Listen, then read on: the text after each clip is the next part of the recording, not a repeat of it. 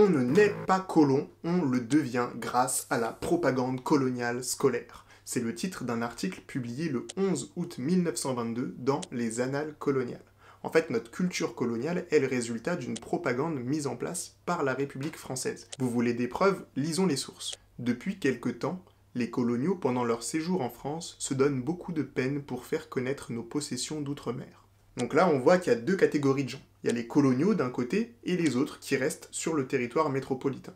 Mais les résultats de ces très louables efforts ne sont pas encore ce qu'ils devraient être.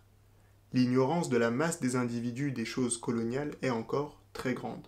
Donc en 1922, la majorité des Français métropolitains n'a aucune idée concrète à propos des colonies. Il y a encore tout à apprendre. Aussi, est-ce avec raison que M. Rondet-Saint commence son rapport sur l'organisation de la propagande scolaire coloniale par cet axiome. Déjà, j'aimerais trop lire ce rapport, donc si vous le trouvez, envoyez-le moi. Et ensuite, on va lire une citation de M. Rondet-Saint. Donc il faut que je vous explique qui est M. Rondet-Saint. C'est en fait un des grands architectes de la propagande coloniale française. C'est ce gars-là.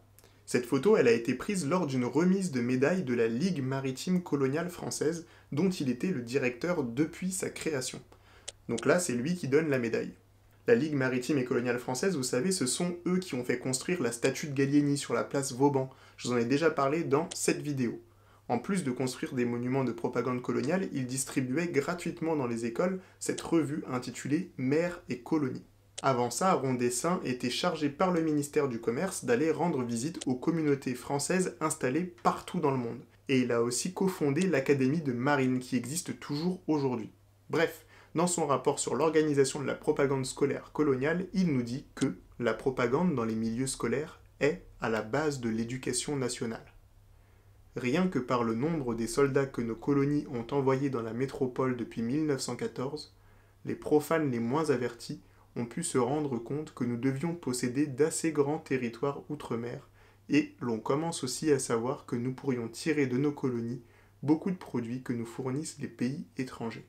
C'est à peu près à quoi se bornent les notions coloniales de la masse dont un grand nombre d'individus commencent à demander à aller aux colonies.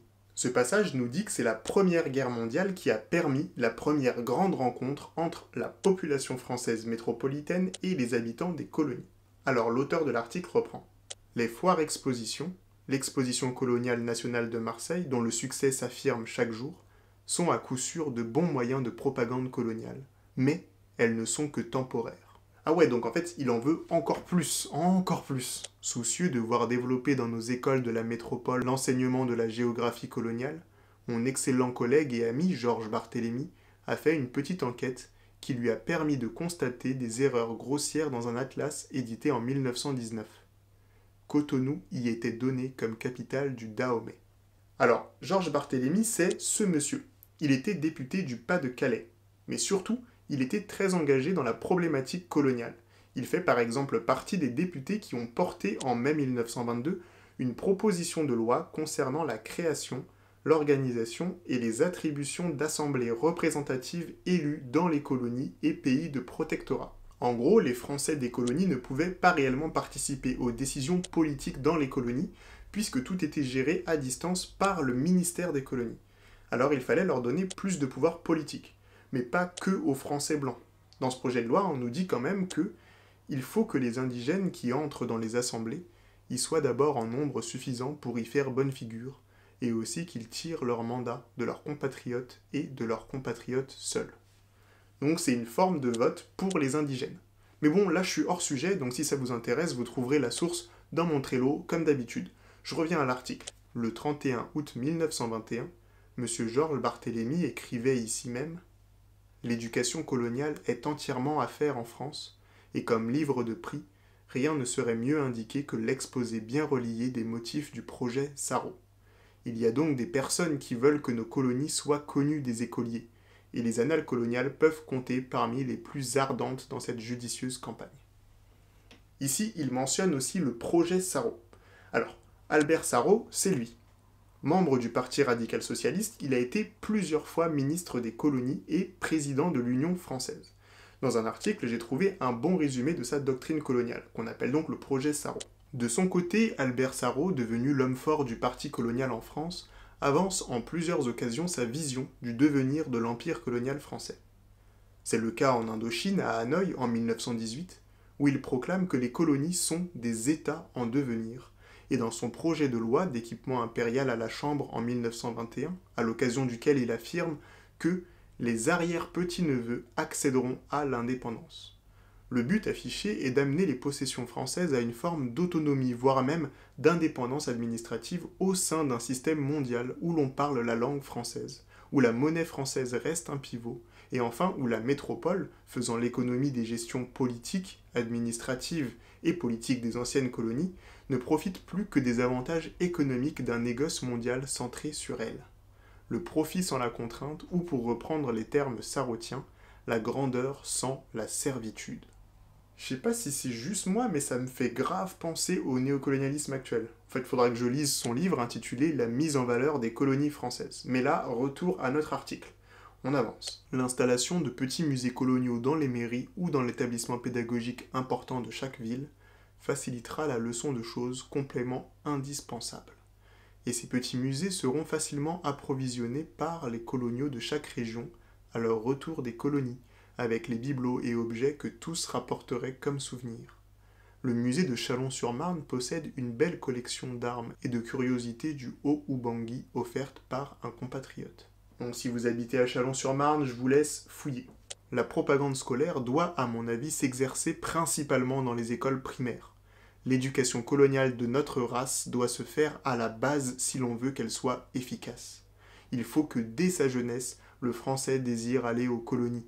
Il faut pour cela qu'il les connaisse, qu'il sache qu'on y travaille avec plus d'indépendance d'esprit, plus d'initiative. Il faut que les parents sachent qu'on revient des colonies, qu'on peut y demeurer longtemps sans oublier les siens et que bien des jeunes coloniaux ont pu secourir leurs parents dès qu'ils eurent acquis une situation plus aisée que celle qu'ils n'auraient peut-être pas obtenue en France avec autant de travail et après de longues années.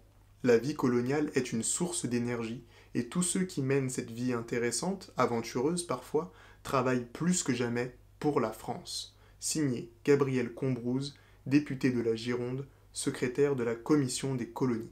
Gabriel Combrouse, il est très impliqué dans les affaires coloniales. J'ai retrouvé sa trace dans un débat parlementaire de mars 1922 où il était accusé de corruption au Togo. D'ailleurs, dans ce débat, on peut lire la voix de Blaise Diagne, le premier député africain élu à la Chambre des députés française. Il devint ensuite le premier africain sous-secrétaire d'État aux colonies. Bref, qu'est-ce qu'on a appris en lisant cet article ? Eh bien, nous voyons que 4 ans après la fin de la Première Guerre mondiale, peu de Français ont une vraie connaissance de l'empire colonial. Dans un but d'éducation, quelques coloniaux zélés mettent en place des ligues, des revues, des structures pour organiser la propagande coloniale. Ils croient réellement que l'avenir de la France se trouve dans ces colonies, et ils sont prêts à tout pour donner envie aux classes populaires françaises de partir aux colonies. Et pour donner envie, on promet richesse, tranquillité, supériorité. On promet aux classes populaires blanches que leur statut social augmentera sans effort dans les colonies. On met en place une culture raciste qui consacre la domination et le privilège blanc. Et tout ça pourquoi en fait ? Eh bien pour renforcer l'influence politique et économique de la France dans le monde face aux autres empires coloniaux.